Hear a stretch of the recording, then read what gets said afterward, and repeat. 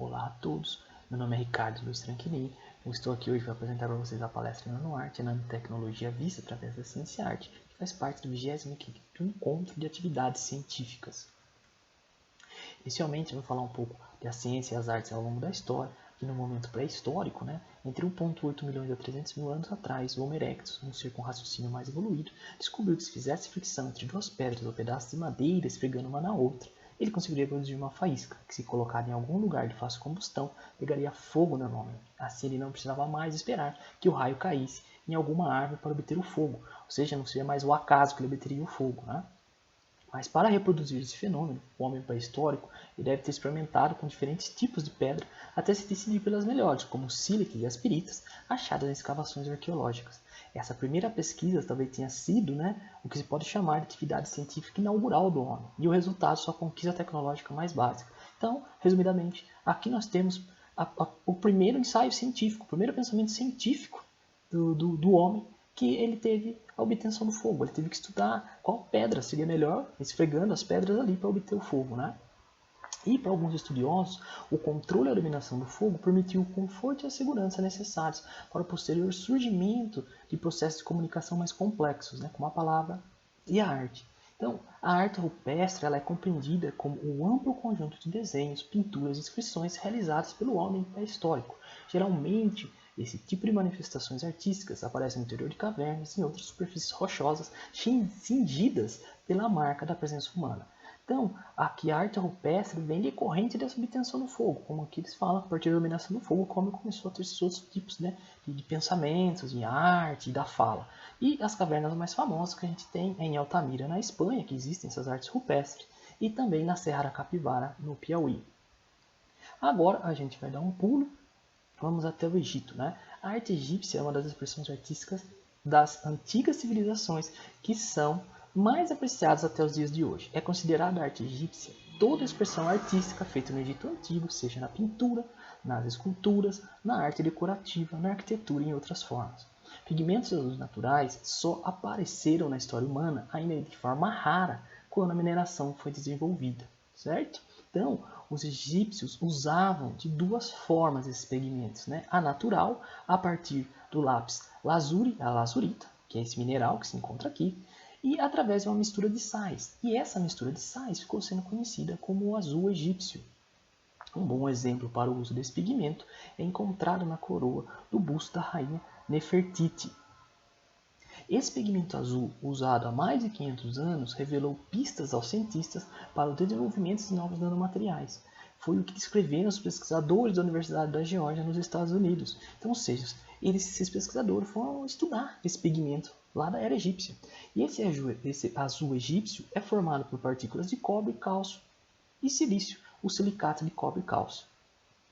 Os pesquisadores afirmam ter ficado surpresos ao verificar que esse silicato de cobre e cálcio, que forma o azul egípcio, se divide em nanofibras tão finas que milhares delas caberiam na largura de um fio de cabelo humano. Aqui nós temos a imagem desse material.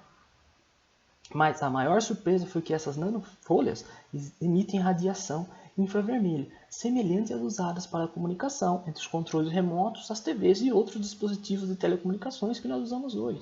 Esse foi feito o teste que detectou que o material apresentava essa característica. E eles concluem que, desta forma, podemos repensar as aplicações de um antigo material através dos métodos tecnoquímicos modernos. Ou seja, o material lá antigo pode ser reutilizado aqui hoje. Ou seja, já se trabalhava com nanotecnologia lá de trás, da época egípcia, só que eles não sabiam, eles não tinham noção que eles estavam trabalhando com isso.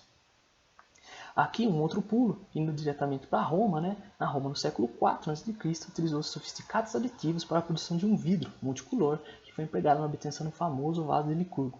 Com a junção do pó de ouro e prata ao vidro, o mesmo assumiu uma coloração diversa de acordo com a refração da luz em contato com a superfície do vaso. Ou seja, quando a luz batia no vaso, ele era iluminado pela frente, ele tinha a cor verde jade. Quando iluminado por trás, parecia-se vermelho sangue, como a gente vê na imagem aqui. Outras cores também são observadas, como o laranja, o vermelho, o lilás e o roxo. Mas como é que funciona essa mudança de cores, Então, quando a luz chega ao vidro, os elétrons dos metais ali contidos vibram de maneira que alterem a cor dependendo da posição do observador, ou seja, de quem está olhando. Os pesquisadores imaginavam que quando a taça estava cheia de líquido, isso alteraria a interação dos elétrons e também a cor do vidro, né? Só que eles foram analisar esses pequenos fragmentos dos quebrados desse vidro e os pesquisadores descobriram que o vidro continha partículas de prata e de ouro muito pequenas. As partículas tinham mais precisamente 50 nanômetros de diâmetro. Então a gente está falando de partículas nanométricas. Então, comprovando que os antigos romanos também usavam a nanotecnologia desde os seus tempos. Como eu falei, eles trabalhavam com ela, mas eles não tinham noção, eles não sabiam que, nessa escala que eles estavam trabalhando, né? Então, por ter as partículas na escala nano, temos as mudanças de cor que são observadas no vaso de Licurgo. Na Idade Média também, a nanotecnologia já estava presente, né, em as cores dos vidros e eram dependentes da resposta do efeito de espalhamento de luz, assim como o vaso, sobre as nanopartículas de diferentes tamanhos de aditivos metálicos adicionados ao vidro, né? Então, em geral, os sais de ouro e prata eram utilizados em tempos medievais para colorir os vitrais utilizados na ornamentação das igrejas góticas. As partículas de prata eram utilizadas para fornecer ao vidro coloração amarela, enquanto as partículas de ouro eram empregadas para fornecer ao vidro coloração vermelha. Então, dependendo do tamanho da partícula, você tinha a coloração. A gente vê aqui no exemplo ao lado, aqui, ó, que as partículas de ouro no vidro, em 25 nanômetros, desculpe, ela reflete no vermelho, em 50 nanômetros no verde, em 100 nanômetros entre o amarelo e o alaranjado, e as partículas de prata, 100 nanômetros no amarelo, 40 nanômetros no azul e 100 nanômetros no vermelho. Então, dependendo do tamanho dessas partículas, na escala nano, você tem diferentes colorações. Na Índia, os sabres de aço damasco. Os cientistas descobriram extraordinárias propriedades mecânicas e o excepcional corte preciso das pontas dos sabres de aço damasco, feitas na Índia datada do século XVIII. Foi relatado que a espada continha partículas, né, de carboneto de ferro, também conhecidas como cementita.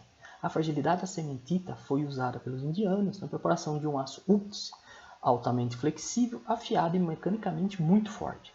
Eles comprovaram que as espadas de Damasco e o aço UTZ contêm nanoestruturas de carbono, que são essas que nós estamos vendo na imagem, através de uma imagem de microscopia. E só para vocês relembrarem, aqui tem algumas estruturas, né, de carbono, nanoestruturas de carbono, como o fulereno e o nanotubo de carbono. Falar um pouquinho agora do século XIX, de Michael Faraday, né? No século XIX, as propriedades dos colóides atraíram cada vez mais atenção. Esse respeitado cientista, né, o inglês Michael Faraday, já sintetizava nanopartículas de ouro, porém não compreendia as propriedades dessas partículas, né? Ele relatou a primeira síntese de nanopartículas de ouro em solução em 1857. Os colóides foram obtidos pela redução de sais de ouro por fósforo branco, que ele chamou de ouro ativado. Sim, ele estava trabalhando, mas ele não sabia como, o que envolvia, né? Qual era o princípio desses sais, né? Desses colóides, vamos dizer assim, né? Faraday reconheceu que a cor era realmente devido ao tamanho das partículas de ouro. Os sóis de ouro obtidos, que foi o nome que ele deu, né, para isso que ele encontrou, né, em 1864, permanecem instáveis até hoje e estão expostos no Royal Society of Chemistry em Londres. Tem um site dessa sociedade, quem quiser pode entrar lá. E isso está ainda, desde essa época, ele está completamente estável. Essas imagens que estão aqui na apresentação são retiradas de lá do site deles e você consegue ver que até hoje, nos dias de hoje, elas se mantêm muito estáveis, né? Então, alguns cientistas consideram Faraday como um dos primeiros pesquisadores da nanociência e da nanotecnologia. Agora, a gente já pulando para o século XX, por que somente no século XX as partículas nanométricas ocuparam seu espaço na mente dos cientistas, né? Até agora a gente viu da existência das partículas nanométricas, mas não se sabia, né? Por quê? Por algumas razões. O homem sempre evoluiu cientificamente em função das ideias, que podem ser modelos científicos e através dos experimentos, né? Que um dos pioneiros da nanotecnologia foi Richard Feynman, um dos maiores físicos do século XX. Em 1959, em uma palestra titulada Há Muito Espaço Lá Embaixo, no Instituto de Tecnologia da Califórnia, ele sugeriu que em um futuro não muito distante, os engenheiros poderiam pegar átomos e colocá-los onde bem entendessem, desde que, é claro, não fossem violadas as leis da natureza. Com isso, materiais com propriedades inteiramente novas poderiam ser criados. Esta palestra é hoje, para alguns cientistas, tomada como ponto inicial da nanotecnologia, porque em 1959 não se sabia da existência das nanopartículas. sabia-se que elas poderiam existir. E o Richard Feynman foi um dos primeiros a pensar nisso. Então, por isso que ele é considerado um pensador dessa área de nanotecnologia, né? Como essa palestra dele foi o ponto inicial da nanotecnologia. Embora o marco da nanotecnologia tenha sido em 1959, em 1974, com o japonês Norio Taniguchi, que criou-se o termo nanotecnologia, né? E o que diz? A nanotecnologia é a ciência e a tecnologia utilizada para controlar os materiais, de tal forma que pode-se manipular átomos e moléculas para construir estruturas mais complexas. O controle rigoroso sobre o processo de síntese de nanomateriais, levando à produção reprodutível de amostras com alto grau de homogeneidade. E isso corresponde a um dos grandes fatores responsáveis pelo crescimento da nanotecnologia e nanociência. O que ele quis dizer é que, vamos falar, você ter a nanotecnologia, você tem que ter um controle desse processo, que você vai ter a síntese desses materiais, desses nanomateriais, e ele tem que ser reprodutível e tem que ser homogêneo. Se você não conseguir isso, você não vai ter essa eficiência dos materiais. Você não vai falar que você está produzindo materiais na escala nano, né? Lembrando aqui que o nano é 10, a escala nano é 10 a menos 9 metros, então é bem pequeno, né? Então você tem que ter esse padrão para você poder trabalhar nessa escala, né? Outro fator responsável pelo crescimento desta área é o grande desenvolvimento das técnicas de caracterização, principalmente as técnicas de microscopia, a microscopia eletrônica de varredura e a microscopia eletrônica de transmissão. Aqui nós temos os dois microscópios. O primeiro é o microscópio eletrônico de varredura e o segundo é o microscópio eletrônico de transmissão. E como eles se baseiam? Né? Eles se baseiam no princípio em que o elétron possui comportamento ondulatório e assim como a radiação eletromagnética da luz, o feixe eletrônico pode ser ampliado, colimado e guiado. É através desses microscópios que se enxergam as partículas nano. Por isso também que se demorou muito até se enxergar as partículas nano, né? Então a gente está falando de 1959, lá 1974, aí que se decretou o termo nanotecnologia, e aí mais para frente que conseguiu se visualizar através do desenvolvimento desses microscópios, né? Com um poder maior de observação, não que eles sejam tão novos assim, mas com a evolução do seu maquinário que conseguiu visualizar perfeitamente, né? Aqui algumas aplicações de nanopartículas e nanotecnologia, existem várias, só vou rapidamente algumas embalagens de alimentos. Hoje em dia as embalagens podem conservar os alimentos, um alimento que vencia em 15 dias hoje pode durar um mês, 2 meses, né? A liberação controlada de fármacos aqui, né? Na parte de biomédica, remédios hoje são liberados no corpo humano, você toma ele já não é liberado, é um dia, 12 horas, isso é bem interessante também, né? Nessa parte biomédica. Na parte de cosméticos, os protetores solares, né? Nós temos os protetores solares usam hoje nanotecnologia, né? Na parte de energia, as baterias de 1 litro, a gente nem precisa falar que todo mundo carrega uma bateria de 1 litro, né? No bolso, todos os celulares apresentam essas baterias que possam ser cargas muito grandes, por isso que duram um dia todo, até mais que um dia. E no meio ambiente, a degradação de corantes, isso é extremamente importante para o meio ambiente, por exemplo, para uma despoluição dos rios, né? Então, tem várias aplicações, não são só essas, eu só marquei algumas aqui, mas tem muitas aplicações na área de nanotecnologia, né? Agora, vou falar um pouquinho para você de nanoarte. A nanoarte ela é uma expressão artística recente oriunda da nanotecnologia. Então, na verdade, são imagens de materiais obtidos por intermédio de microscópios eletrônicos de alta precisão. Desta forma, a utilização de ciência e arte é capaz de transformar sistemas extremamente complexos em forma simples e proporcionar um melhor entendimento das origens dos materiais sintetizados em laboratório, né? Aqui nós temos algumas imagens de microscopia eletrônica, você vê elas são obtidas em preto e branco, né? As originais elas são em preto e branco e posteriormente coloridas. Aí surgem figuras com muita semelhança dos objetos que nos rodeiam. Com essa nova imagem criada, chamamos a atenção para a ciência moderna e seus meandros invisíveis, né? Então, a nanoarte é uma coisa com que eu trabalho hoje em dia e se tenta se fazer toda essa parte de divulgação científica com ela, né? Mas como é que ela surge? Ela surge das pesquisas que são realizadas nos laboratórios, né? A nanoarte ela vem do Centro de Desenvolvimento de Materiais Funcionais, do qual eu faço parte, e lá todas as pesquisas científicas elas precisam passar por uma comprovação. A partir do momento que você sintetiza um material, ele tem que passar por uma gama de equipamentos para comprovar que ele foi formado. E a última parte é a parte de fazer as imagens, para ver essas formas dele, né? A gente chama de morfologia, né? Então, rapidamente, você tem esse material, por exemplo, ele vai ser depositado na plaquinha que vocês estão vendo aqui, e essa plaquinha vai ser colocada dentro do microscópio. A partir do momento que ela é colocada dentro do microscópio, esse microscópio é fechado a vácuo, e aí os pesquisadores vão fazer as imagens desse material. Aí cabe aos pesquisadores que trabalham na parte de nanoarte, e eu e mais alguns pesquisadores, onde nós separamos as imagens que nós achamos mais interessantes, e aí nós vamos fazer a parte de colorir essas imagens para chamar a atenção, para chamar a atenção dessas formas e também fazer divulgação de ciência, dos materiais, né, que estão sendo sintetizados nesse centro de pesquisa. Então, essas são as primeiras imagens que vocês viram, e agora vocês têm as imagens já coloridas. Vocês percebem como se destaca bem mais as imagens, né? Elas ganham vida, vamos dizer assim, né? Não que as imagens preto e branco não sejam bonitas, mas as imagens coloridas, elas saltam aos olhos, né? Então, o objetivo principal é mostrar essa face oculta das estruturas, difundir de forma de arte o conhecimento sobre os diferentes tipos de materiais que estão ali, porque cada imagem dessa é um material diferente, né?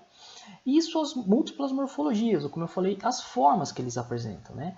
E as propriedades também, assim enxergando na nanoarte uma forma de divulgar a ciência de forma lúdica. Então, como eu falei, utilização da nanoarte para divulgar a ciência, para falar sobre ciência para qualquer pessoa. Não precisa ser exatamente num congresso, pode ser uma exposição, que eu vou falar agora mais para frente, como são os meios que nós fazemos essa divulgação científica, né? Então, as divulgações científicas, como eu já falei para vocês, é através de exposições, né? Essas exposições são feitas com quadros, e esses quadros seguem com uma legenda, onde você tem o nome de fantasia da imagem, e você tem o nome do material, por exemplo, coral marinho, molibdado de estrôncio, bolas de tênis, óxido de prata. Você tem um texto explicando para que serve esse material, aonde ele é usado, o ano em que foi feita a imagem, o artista que fez a imagem, enfim, várias coisas para enriquecer mais e melhorar para a pessoa que está visualizando e ter uma noção de que aquilo é ciência, ali tem um material que pode ser aplicado no dia a dia das pessoas, né? Também nós fazemos a parte de divulgação através de um livro que reúne imagens e textos sobre nanociência e nanotecnologia, que é Nanoarte, a arte de fazer arte. Esse livro ele aborda todas as questões de ciência, questão de arte, filosofia, história. A gente fala um pouco como vocês estão vendo nessa apresentação, da história da nanotecnologia, como surgiu. Então, é bem interessante também, é um livro que agregou bastante. Nós praticamente já não temos mais esse livro, né? Talvez fazer uma outra impressão, mas foi um livro que fez bastante sucesso e foi um meio também que a gente encontrou de fazer essa divulgação científica, né? E também através de concursos de imagens científicas. Hoje em dia está muito grande a procura por concursos de imagens científicas e deste modo vem se trabalhando com isso. Para vocês terem uma noção, esse aqui é um concurso de uma rede social. Em 2021 reuniu 195 inscrições, tiveram de 28 países ao redor do mundo. E em 2020, as estatísticas que nós tivemos acesso foi um total de 143 envios, 119 finalistas. A estatística da página durante a votação popular foi o alcance das postagens durante a votação, fica um mês essas imagens para serem votadas, né? Foi de 247.500 pessoas, e o engajamento pós a votação, quando saiu o resultado, foi de 52.500 pessoas, ou seja, muitas pessoas falando e absorvendo conhecimento, ciência, falando de ciência, através de imagens científicas, né? Aqui nós temos algumas imagens que foram premiadas, né? Em 2016 é a primeira, terceira colocação, a menção rosa em 2018, segunda colocação em 2019 e a menção rosa em 2020, né? Então, é sinal também que as imagens que nós fazemos nesse centro de pesquisa também estão gerando frutos. Nós ganhamos algumas premiações, mas o mais importante, como eu friso aqui, é a divulgação científica, levar a ciência para todas as pessoas, de todos os modos. Isso é o mais importante, né? Gente, aqui as referências dessa apresentação, onde eu tirei mais ou menos a grande parte da apresentação, então estão todas aqui. E eu queria só fazer uns agradecimentos ao curso de pós-graduação de Biotecnologia, Inovação e Saúde, ao qual eu faço parte, né?